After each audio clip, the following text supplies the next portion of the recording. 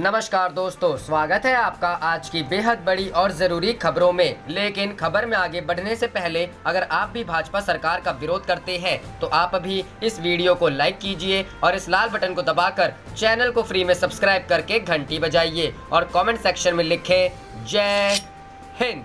रुख करते हैं पहले खबर की तरफ। सुरजेवाला बोले, ये निर्णय सचिन पायलट को लेना है, भाजपा के मायाजाल और षड्यंत्र में फंसना है या फिर। जी हां दोस्तों, कांग्रेस प्रवक्ता रणदीप सिंह सुरजेवाला ने कहा कि कांग्रेस नेतृत्व ने 6 से अधिक बार सचिन पायलट जी से बात कर उन्हें परिवार में वापस लौट अपनी बात रखने के लिए कहा है। अब ये निर्णय उन्हें लेना है कि उन्हें भाजपा के मायाजाल और षड्यंत्र में फंसना है या फिर परिवार में बैठकर अगर कोई मतभेद है उसे सुलझाना है। रुख करते हैं अगली खबर की तरफ। कांग्रेसी विधायक राजेंद्र गुड्डा का दावा, संजय जैन ने 8 महीने पहले दिया था वसुंधरा राजे से मिलने का ऑफर। जी हां दोस्तों, राजस्थान में जारी सियासी खींचतान के बीच एक बड़ी खबर आ रही है। बताया जा रहा है कि सचिन पायलट खेमे के विधायकों को आईटीसी भारत होटल से किसी गुप्त जगह शिफ्ट किया गया है। होटल में विधायकों की सुरक्षा में लगे बाउंसर भी हटा लिए गए हैं। हालांकि होटल आईटीसी भारत और hotel western resort country club के बाहर हरियाणा पुलिस का पहरा लगा हुआ है। राजस्थान में सियासी उठापटक का आज यानी 19 जुलाई को 10वां दिन है। कांग्रेस विधायक राजेंद्र गुड्डा ने दावा किया है कि हॉर्स ट्रेडिंग के आरोपों में गिरफ्तार किए गए संजय जैन ने 8 महीने पहले मुलाकात की थी। गुड्डा ने कहा, वह मुझे भाजपा ज्वाइन करवाना चाहता था। उसने वसुंधरा राजे से मिलने की बात कही थी। हालांकि उस वक्त और भी एजेंट इसी काम में लगे थे, पर वे अपनी कोशिशों में कामयाब नहीं हुए। हॉर्स ट्रेडिंग का वीडियो वायरल होने के बाद संजय जैन को एसओजी पुलिस ने गिरफ्तार किया है। उस पर देशद्रोह और आपराधिक साजिश रचने का आरोप है। इससे पहले भारतीय ट्राइबल पार्टी ने दावा किया कि वह अब राज्य में किंग मेकर की पोजीशन में है।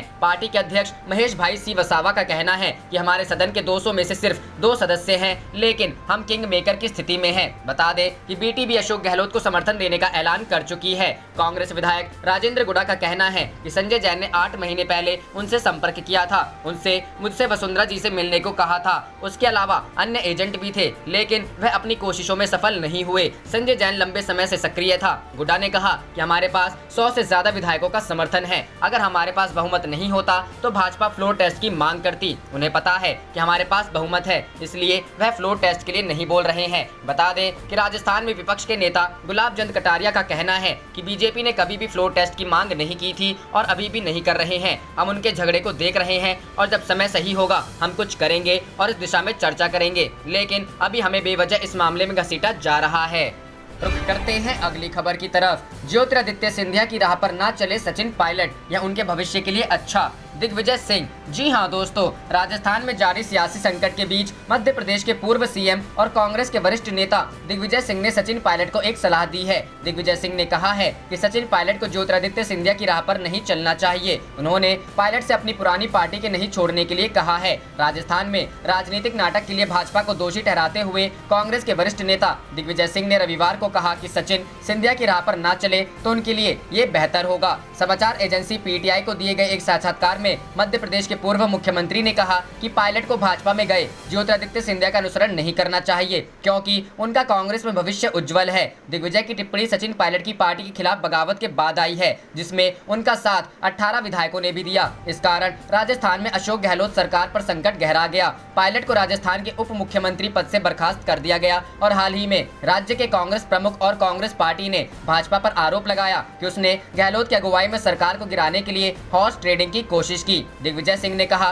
कि राजस्थान में सियासी संकट के पीछे भाजपा है। कांग्रेस के दिग्गज ने कहा कि उन्होंने पायलट को बुलाने की कोशिश की, लेकिन उन्होंने उनकी कॉल और मैसेज का कोई जवाब नहीं दिया। दिग्विजय ने कहा, सचिन अभी युवा है, अशोक आपसे नाराज हो सकते हैं, लेकिन इस तरह के सभी मुद्दों को सौहार्दपूर्वक हल किया जाता है। सिंधिया ने जो गलती की उसे सुधारो। बीजेपी अविश्वसनीय है। कोई भी अगर किसी भी अन्य पार्टी उसमें शामिल होता है उसे सफलता नहीं मिली है। दिग्विजय ने कहा कि सचिन मेरे बेटे जैसा है, वह मेरा सम्मान करता है और मुझे भी पसंद है। मैंने उसे 3-4 बार फोन किया और उसे मैसेज भी किया, लेकिन उसने कोई जवाब नहीं दिया। वह तुरंत जवाब देता था। रुख करते हैं अगली खबर की तरफ। राजस्थान कांग्रेस ने मांगा शेखावत का इस्तीफा, जांच में करे सहयोग। जी हां दोस्तों, पूर्व केंद्रीय मंत्री और कांग्रेस के वरिष्ठ नेता अजय माकन ने राजस्थान टेप मामले को लेकर एक प्रेस कॉन्फ्रेंस आयोजित की। इसमें माकन ने कहा कि जिन लोगों के नाम एफआईआर में हैं, वे पुलिस की जांच में सहयोग क्यों नहीं दे रहे हैं, एसओजी की टीम को वॉइस सैंपल क्यों नहीं लेने दिया जा रहा है। अजय माकन ने कहा,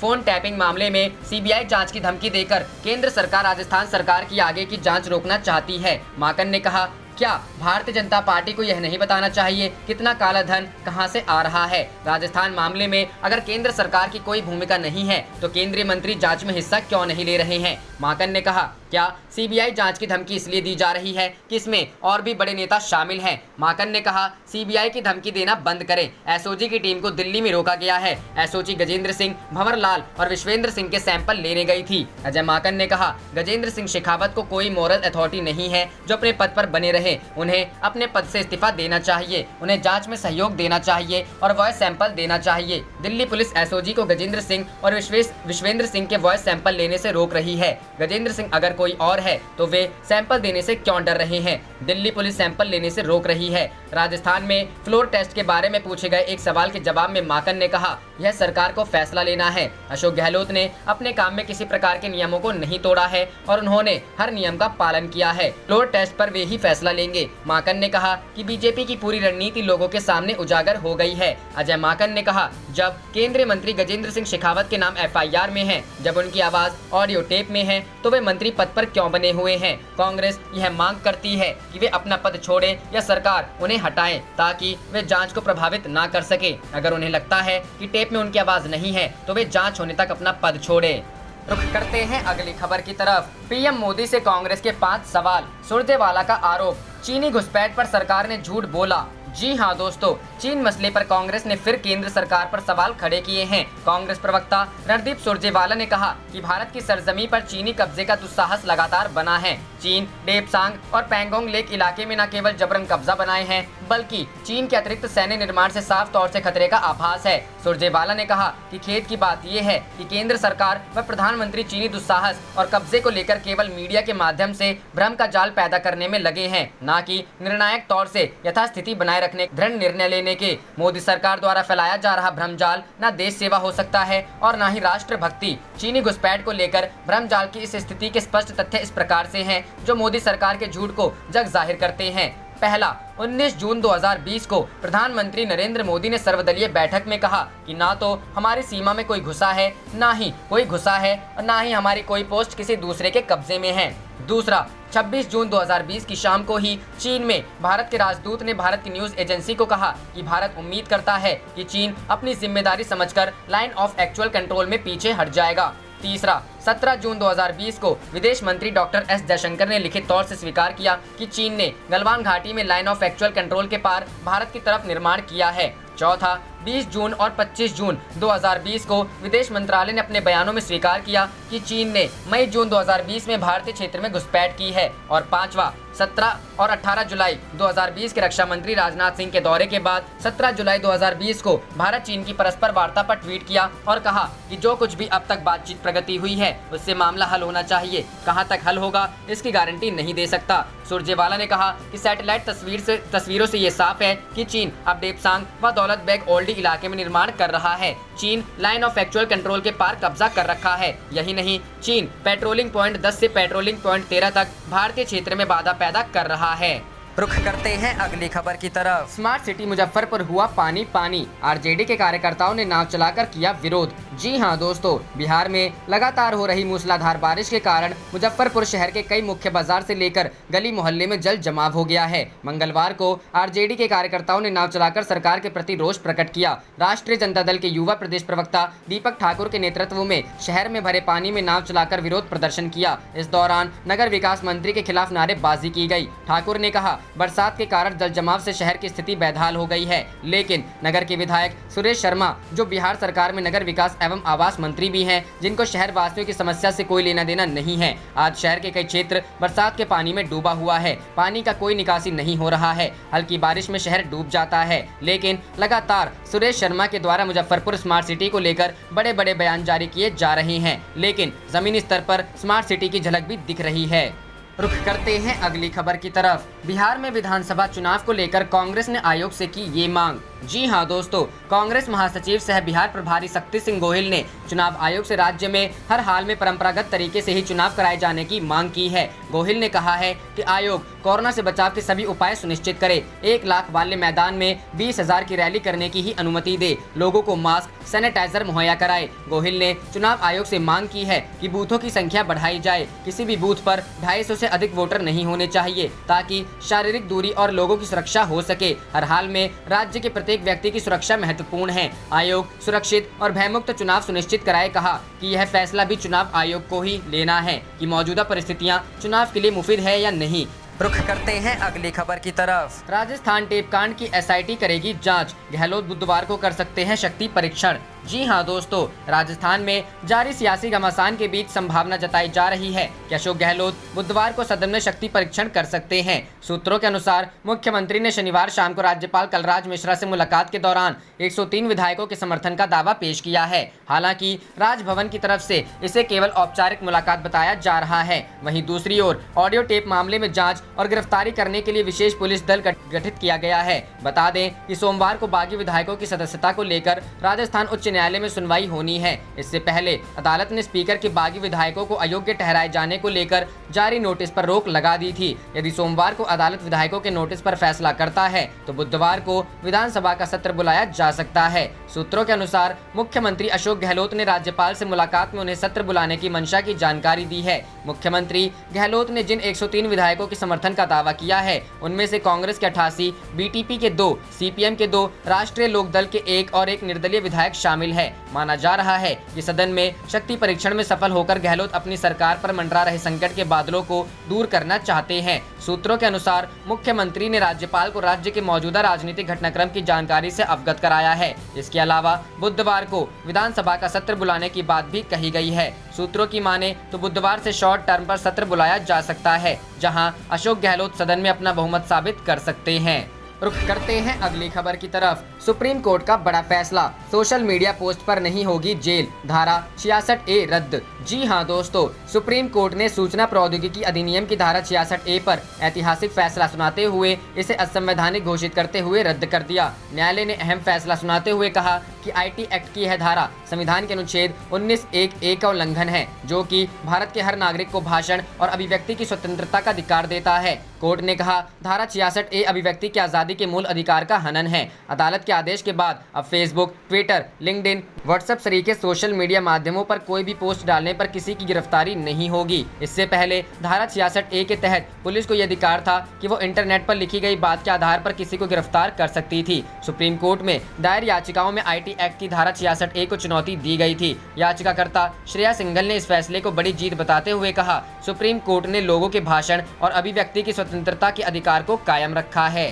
रुख करते हैं अगली खबर की तरफ। फिर बढ़ा लॉकडाउन, सरकार का बड़ा ऐलान, 31 जुलाई तक यहां पूर्ण लॉकडाउन। जी हां दोस्तों, कोरोना के बढ़ते मामलों के कारण एक बार फिर तालाबंदी को बढ़ा दिया गया है। वास्तव में भारत में ज्यादातर कोरोना मामले महाराष्ट्र से आ रहे हैं। यहां देश की वित्तीय राजधानी मुंबई में कोरोना रोगियों की संख्या 1 लाख को पार कर गई है। ऐसी स्थिति में महाराष्ट्र की उद्धव सरकार ने 31 जुलाई तक मुंबई से सटे ठाणे में पूर्ण तालाबंदी की घोषणा की है। कोरोना देश में कहर बरपा रहा है। संक्रमित रोगियों की संख्या 1 मिलियन को पार कर गई है। सबसे ज्यादा प्रभावित राज्य महाराष्ट्र है। यहाँ 3 लाख से अधिक कोरोना के मरीज पाए गए हैं। ऐसे में महाराष्ट्र सरकार ने कोरोना के बढ़ते मामलों को रोकने के लिए हॉटस्पॉट क्षेत्रों को पूरी तरह से बंद करने का फैसला किया है। इस कड़ी में आज से मुंबई से सटे ठाणे में तालाबंदी की घोषणा की गई। आपको बता दें कि ठाणे में हॉटस्पॉट क्षेत्रों को आज से 31 जुलाई तक बंद कर दिया गया था, जिसमें उद्धव सरकार ने स्पष्ट किया कि सरकार ने इन क्षेत्रों में तेजी से कोरोना के रोगियों की वजह से आवश्यक कदम उठाए हैं।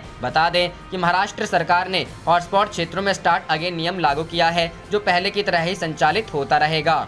रुख करते हैं अगली खबर की तरफ। विज्ञापन में चेहरा चमकाने से नहीं, कोरोना नहीं भागेगा, तेजस्वी यादव ने नीतीश सरकार की असलियत बताई। जी हां दोस्तों, बिहार में कोरोना संक्रमण के बीच स्वास्थ्य सेवाओं की बेहाल तस्वीर लगातार सामने आ रही है। नेता प्रतिपक्ष तेजस्वी यादव मुख्यमंत्री नीतीश कुमार और उनकी सरकार पर लगातार निशाना साध रहे हैं। तेजस्वी यादव ने सरकार पर आरोप लगाया है कि वह कोरोना महामारी से निपटने के लिए जमीनी स्तर पर ठोस कदम नहीं उठा रही है। तेजस्वी के निशाने पर अब स्वास्थ्य मंत्री मंगल पांडे हैं। स्वास्थ्य मंत्री के गृह जिले का एक वीडियो शेयर करते हुए तेजस्वी यादव ने सरकार पर फिर से हमला बोला है। तेजस्वी ने सीवान के एक सरकारी अस्पताल का वीडियो शेयर किया है। इस बार वीडियो में लोग स्वास्थ्य सेवाओं की कलई खोल रहे हैं। उनका आरोप है कि सरकारी अस्पताल में मरीजों को लाने पर सीधे पटना रेफर किया जा रहा है। लोगों का गुस्सा इस वीडियो में साफ तौर पर देखा जा सकता है। इस वीडियो को शेयर करते हुए तेजस्वी यादव ने अपने ट्विटर हैंडल से सरकार पर हमला बोला है। तेजस्वी ने कहा है कि हजारों करोड़ का विज्ञापन देने से बिहार में कोरोना का मुकाबला नहीं किया जा सकता।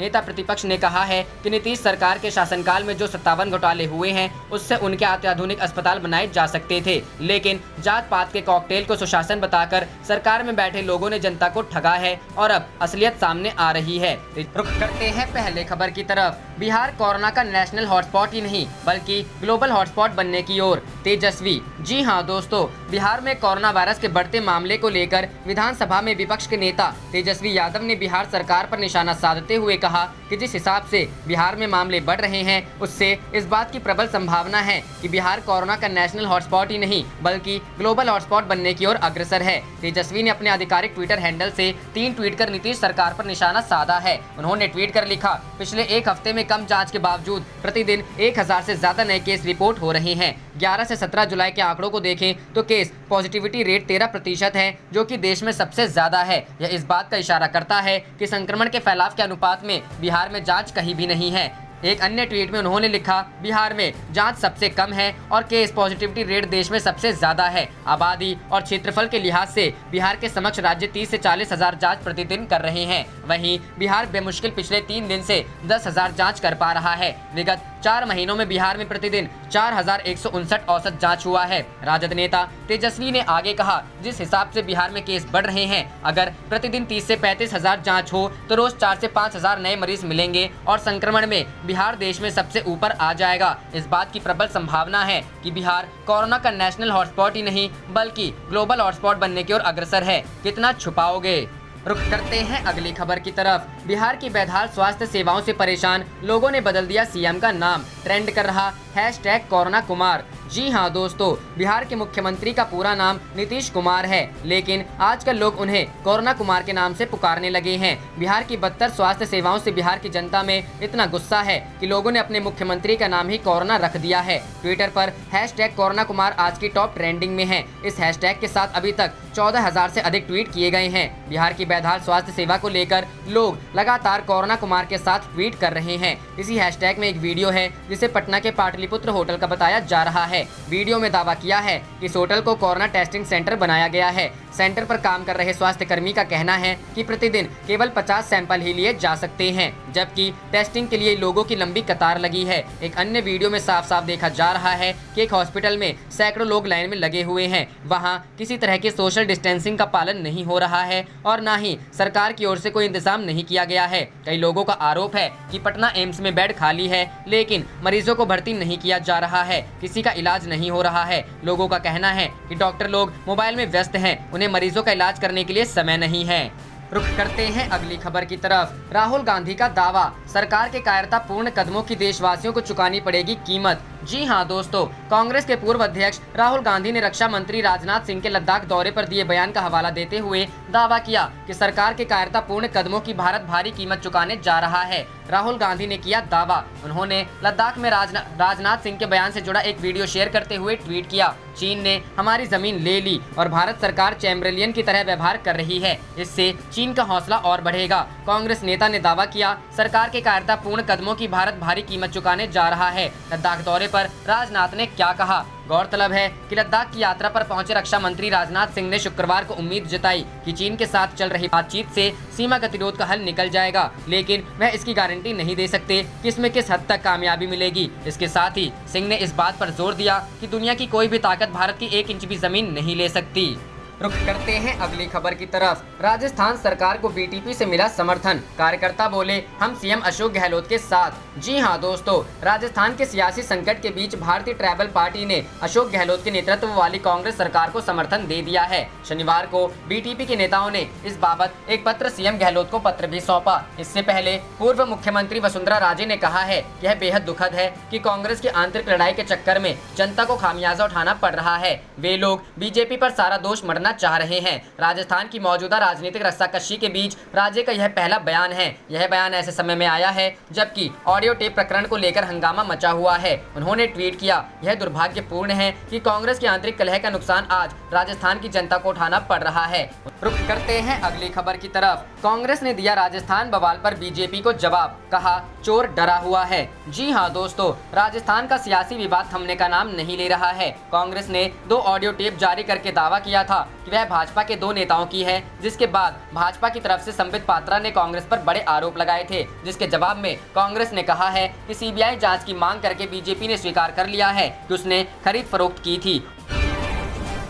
आप देख रहे थे आपका अपना चैनल जय हिंद जय भारत।